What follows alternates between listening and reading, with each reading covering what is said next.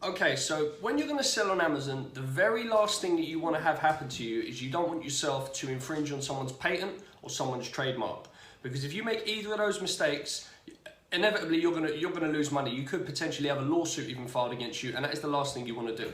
Now I'll explain what they both are briefly, and then I'll explain how you can, it's very simple, how you can search the databases just to make sure you're not going to infringe on anyone's intellectual property and get yourself into trouble. So the first is a patent, and what a patent is when you are an inventor or you design something, some sort of, it doesn't matter what the device is, but if you create you make an invention, you want to protect yourself because you don't want other companies and people copying your invention and then profiting off of it. That's called a patent. And it's a very drawn out process. If you want to get something patented, it can cost thousands and thousands of dollars. You'd have to go through lawyers and all sorts of, you'd have to go through all sorts of court systems and whatnot. I don't have any patents myself, I'm not an inventor, but you don't want to infringe on anyone who already has. So head over to Google Patents, and then you would type in the main keywords for whatever the product that you are thinking about selling is. Now, I've only ever come across one that I couldn't sell myself, but there is another one that I'm aware of. So for a prime example, if you were to, I've seen these sell on Amazon before, so I know people probably have got into trouble doing this. If you wanted to sell it's a twisting air cleaner. Now you'll see these on Amazon yourself. They're not, it's not the best example. They're pretty gross, but I know that for a fact that these are patented in several ways. So what you do is search the main keywords. So let's just say that was the product you wanted to sell after finding it on Amazon or through Jungle Scout. And now, as you can see, it's going to give you all of the related patents that are coming up when you type in twisted air cleaner. So for example, this is the one that I'm talking about. I've seen this device before. And what it is just a tube. It's got a little plastic twisted shaped thing on the end of it, and you stick that down your ear, twist it, and all the earwax is supposed to come out. I wouldn't know, I've never used one. But as you can see, it's patented. Now they will show you in-depth images and descriptions, so if you search for the product that you're thinking about selling and you see anything that comes closely related, read through this. But my advice is, if you see anything that's even closely related, stay away from it, because if you do this and you invest a couple of $1,000s into some products, have them all made, get them onto Amazon and start selling them, the person that owns this patent, if they become aware of it, and the chances are they will either tell you to remove your listing, and by that point you've paid for your inventory, so there's nothing you can do about it, or they can come after you really heavy, and if you've been selling this for a little while, they're going to take you to court. They'll sue you, they'll want money off of you. So anything even closely related to what you've searched for on Google Patents, just steer clear of. So that's how you avoid infringing on someone's patent. And the next one is someone's trademark. Now what you want to do, just type into Google USPTO, and what that stands for is the United States Patent and Trademark Office. Searches patents, but it also searches trademarks. So if you are, a trademark is essentially a brand like Coca-Cola or Apple or Microsoft or Sony, or any brands that you can think of. So if you were thinking of getting into let's just say you wanted to get into the beauty department and you wanted to call your company Flawless Beauty, what you would do, type in USPTO, click on their website, and you will hit here trademarks and searching trademarks. Then you want to hit down here search trademark database, and you want to click on the top one, which is a basic word mark search. And once you've done that, you want to type in what you're planning on calling your, what you want to trademark or calling your company, making your brand around. So you type in any search term here. So if I was to type in Coca-Cola, this is a brief example, but as you can see, there are several serial numbers, registered trademarks that are live. That's another thing. Once you search for your trademark, so again, if you were going to call your company Flawless Beauty, if no trademarks come up around Flawless Beauty, then that's perfect, you're good to go, you can register it yourself. Otherwise, sometimes you'll see here, it will let you know whether the trademark is live or dead. So if you see dead here, so Coca-Cola movement is happiness, you can see that trademark there is dead, it's not active. So you could contact these people, you could register that trademark yourself or buy it off of the people that used to own it. Now, so always make sure that you check whether they're live or dead, but chances are, even if they are dead, my advice would be just to create something else. You want to create something very unique to you, trademark it yourself, and then build your entire brand around that. But before you pay a single cent for any sort of product that you think could have great potential on Amazon for you to sell on, make sure you check the patents. Make sure you check that there are no patents, with the exact design of your product or very similar, and make sure that you're not infringing on anyone's trademark, because it will save you a lot of money and potential lawsuits, which is what you want to avoid at all costs. How to stop hijackers from hijacking your account. You know, it's a very common problem. Luckily, touch wood, I've never had it happen to me myself. I don't want it to happen to you guys either. There's a very simple way to help prevent your account from getting hijacked by people who can then hijack it, you know, lower your price, mess around when you're inventory and products, all that sort of stuff. And it's called two-step verification. It's very simple. All you're going to have to do, type into Google Amazon seller two-step verification, and it's a process that Amazon will go through, and you will link your account with a personal device like a cell phone. So if any sort of changes, or anyone other than using the IP address that you're currently logging into on your laptop or device, any other device worldwide tries to log into your account, it's going to need to be verified by the second step, which would normally be your cell phone number. So your cell phone will have a certain text generated on it, sent to you by Amazon. You then have to personally give that to the hijacker in order for them to get into your account. So it makes it virtually impossible for them to hijack your account, and it can save you thousands of dollars. So whatever you do, make sure that you have this two-step verification turned on before you start selling on Amazon. Okay guys, trademarks is the #1 safest way in order for you to protect yourself when you sell on Amazon, and more importantly, once you start selling very successfully and your brand becomes more recognized, it's just the ultimate way to protect yourself and to ensure that you grow safely, because you own the intellectual rights, you know, you own the trademark, so no one can infringe on that. Worst case scenario, if anyone tries to mess around with you, you can sue them. But I'm telling you now, the moment that people know that you're a legitimate trademark, 9 times out of 10, people are not going to want to go near you because they know that you can sue them. You know, that's the biggest deterrent in the world. They don't want to deal with lawsuits. And once you've got a legitimate trademark, you can also then register yourself on Amazon's brand registry department, and you become even more untouchable. So it's extremely hard for people to copy your listings. You're allowed better listings, so you can put more descriptions and images on your listings. It looks a lot better. And if people try and mess with you on Amazon, you can just get in contact with Amazon, and within 24 hours, they're gone. They'll be removed. Okay, so chances are you'll never even have to go down the route of, you know, filing a lawsuit against someone, because you could just notice and you'll get Amazon to remove them for you. Ways to get a trademark. Now, it is a very long and drawn out procedure to get trademarks, and that is also very dependent on what trademark you want to get. So by trademark, I mean a brand name and a logo. By now, I'm pretty sure you've already thought of your own brand name. You would have had someone on Fiverr, or you've even designed your own logo yourself. Pair the two together. You're now going to search to make sure that no one else has got that brand, or, you know, something very closely related. If they do, even if it's closely related, I would advise you to just go ahead and create something else. Reason being, once you search for a trademark, if you've got something very close, what the trademark people will do is you can apply for your trademark once you've paid them their fees. They will then put it on a register, and then there's a certain period of time in which other people who will be informed of what your trademark is and what you're planning on trademarking. If it's very close to theirs, they can be informed, and they can then appeal against that and go, no, I don't want that person because it's too close to mine. And then that just draws the process out even more. You have to do reapplications and all this it's a headache. So don't do that. Always try and find something that's very unique and wacky and a bit out there, and that when you do when you search for trademarks, make sure there's nothing that even closely resembles your logo and your name. So 2 websites that I'm going to show you now. The first one is the official government website for in the UK. So what you do is go on to www.gov.uk/. If you just search in trademarks in the UK, this website will come up, but I will leave it in the document down below, so you can just click on the link. And when you get onto the page, you're going to go down, you're going to search for a trademark. Hit search for a trademark, you'll type in what you plan on calling your brand, and they will do a search. It's completely free and show you all of the trademarks that come close, or whether there's nothing at all and you're completely fine to go. The next step would then be to apply to register a trademark. Now, they're going to ask you for a lot of information, you know, names, proof of address, your trademark, what categories you plan on selling in, all this sort of stuff. But that's exactly what you're going to have to go through. It's a long and drawn out process, and it does take months. And then the next website to use is the USPTO, which is the United States Patent and Trademark Office. Exactly the same thing, but if you're in the States, so if you're selling in the Amazon warehouse in the United States, then you're going to need a trademark for your brand covering the United States. Same sort of thing, go to trademarks.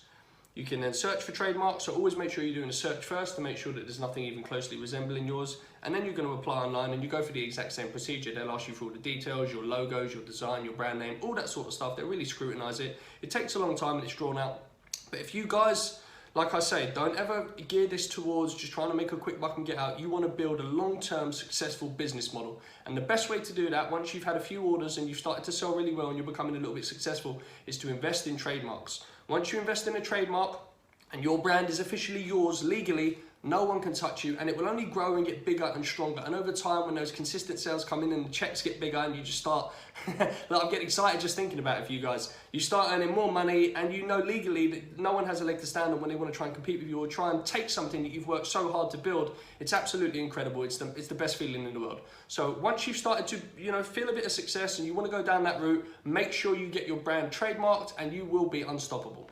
Okay, so now that you've turned on the two-step verification to stop hijackers from hacking your account, you now want to stop people from hacking your listing.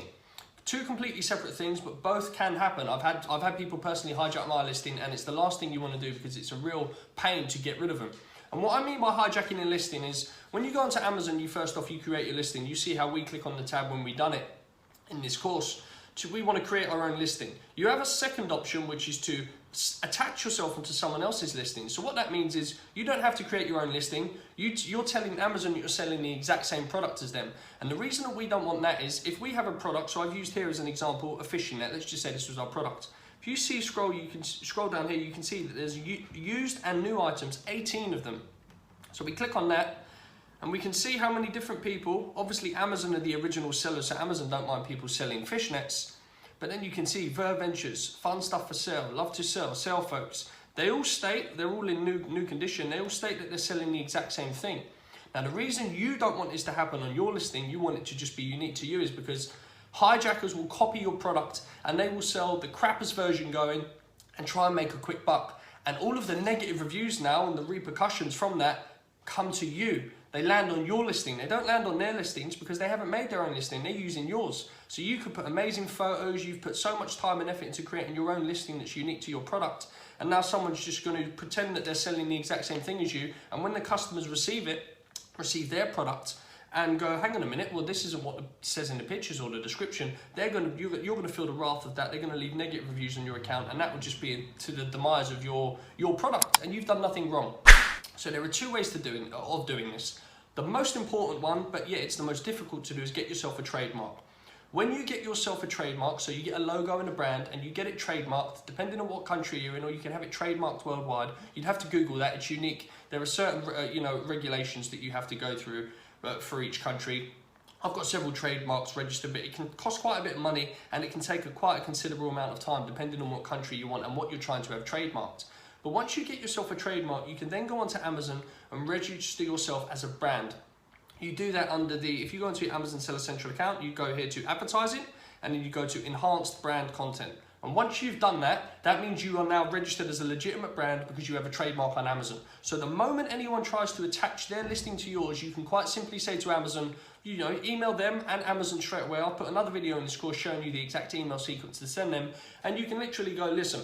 So you can send them an email saying, quite simply, I know that I have a legitimate trademark on this product and I'm the owner of the trademark. So you don't have I haven't given anyone permission to be selling this product. Either remove your listing or I'll report you to Amazon. And then that could be followed with a lawsuit as well. 9 times out of 10, that'll do the trick. If that doesn't work, you're then going to email Amazon directly and go, listen, I'm a registered brand on here. This person's selling under my trademark. I'm the owner of the trademark, as you know, because you've allowed me to, when you set up, you have to go through all the details of giving them the information so they know that you are the legitimate owner of the trademark. But once they approve all that, you're untouchable. So you just got to send a complaint to Amazon, say he doesn't have the rights to be selling under my trademark, and they will remove them. Normally within 24 hours, they'll be gone. That is the most effective way of removing people and stopping hijackers from stealing your listing. The second way, if you haven't got the money or the time right now, or you're waiting for your trademark to be approved, the second way is to now make your product as complicated and as unique as possible. Ideally as well, bundling different products from different suppliers, because your competitors, or the people, your hijackers I should say, that are trying to latch onto your listing, they won't know which suppliers you've gone to in order to get your products. And what makes it even more difficult is you've customized them all. So you can think of how many suppliers there are in the world that they'd have to contact in order to get that information. It'd be near impossible for them to go, well, I know he went to this supplier and had this and this done. I know he went to that supplier and had this. It's just, not going to do it. So it's a great deterrent. That is the second best way of doing it. So once they see what you're selling, bundle stuff together, different items, and make them as unique as possible, customize them as much as possible, so that even if they do then try and sell your product, you can then contact Amazon if you don't have a trademark and go, well, my product has this feature, certain packaging as well, because obviously you're going to have your own customized packaging. This competitor doesn't have this, so I'd like them removed from my listing because they're now essentially lying and telling the customers they're selling the product that I am on my listing when they're not. Amazon can then see, you know, because they've got the products in warehouse, they can check them out and go, you're right, they're not selling the product that you are advertising, so, you know, they'll remove them from your listing. And they are the two ways, the best way is obviously to register yourself as a brand, but they are the two ways in which you can avoid hijackers stealing your listing and leaving negative reviews or getting negative reviews from customers left onto your listing and affecting your business. Okay guys, so in this video I want to teach you how to deal with negative reviews, negative seller feedback, and how to deal with, when you're calling up Amazon, how to get through to someone who speaks amazing English and has a lot more power than the normal customer service people that you get put through to if you're calling Amazon and you have an issue. Okay, so firstly, negative reviews. Now, ideally, you don't ever want to get negative reviews, but it will happen. You'll always get someone that will always find something wrong. You know, it's just the name of the game. So don't think that you're never going to get a negative review. You are. But here's the only way that I know that you can deal with it. Now, there are two ways of doing this. People either have their accounts and their names visible on Amazon, or they can block it. If they've blocked it, so they're unanimous and they've left a negative review, there's nothing you can do about it. You're just going to have to, you know, suck it up and understand it. It's part and parcel of the game. If they have left their name unblocked, so you know, you can see their name and their email address, the way to do this is on your Amazon Seller Central account, go into orders, then go to manage orders, and then you'll have to scroll through. Once they've left a review, you'll be able to see their name. It'll also show you the order number. Make sure that you remember their name and their order number, and then what you're going to have to do is go through, once you've gone through to manage orders on your Amazon Seller Central account, you're going to have to go through the list of all of the, you know, all of the orders. You're going to track through them all, but believe me, it's completely worth it because negative reviews can do you damage if they build up significantly. So you're going to have to go through all of your orders until you find the order number that matches and the name that matches the person that's left you a negative review. And then all you can do is email them. If their email address is active, you can email them and just say, listen, I'm super sorry that you experienced this. I'm more than willing to sort you out with a new product, you know, completely free of charge. I'll send you it. If you would be willing to update your review on, you know, that you can't tell them, hey, change your review, get rid of it, leave a good one. You're not allowed to do that. But you can simply say, I'd be more than willing to, you know, send you a new product or give you a full refund if you wouldn't mind updating your review, as this could harm my business. That's the only way that you can deal with negative reviews. Now, negative seller feedback. You're going to get negative seller feedback. The only way to deal with negative seller feedback is the majority of the time, people that leave negative seller feedback, it should only be about you as a seller, but the majority of the time, people don't really know what they're doing on Amazon customers. They'll leave negative reviews, product reviews on your seller feedback. And the way to get rid of that is quite simple. You just call up Amazon, call up the Amazon customer care number directly, call them up and say, listen, you know, people have left a negative product review on my seller feedback, and Amazon can just remove that for you. It's not a problem. But now the golden ticket, and that is when you ring up Amazon, the majority of the time, I don't know where these people are based, but you will always get someone that can't speak very good English or they don't really know what they're doing. An easy way to get around this is when you ring up, ask to speak to someone from the captive catalog. Believe me. So once you say, hey, look, I just want to speak to someone from the captive catalog, they'll then ask you for your email address, you know, so maybe some of your personal details, first and last name, the last 4 digits of your credit card or bank account number, that sort of information. But once you've done all those things and you ask to speak to someone, give them a brief description of what you want, but you want to speak to someone through captive catalog, and you will be put through to someone that has a lot more power and a lot more knowledge than your normal Amazon call center person. And they will normally, you know, I always do this when I call up Amazon. They'll always be fluently speaking in English, know exactly what you're talking about. And they always seem to have a lot more power and get results, you know, so much faster if you do this method when you're calling up the call center.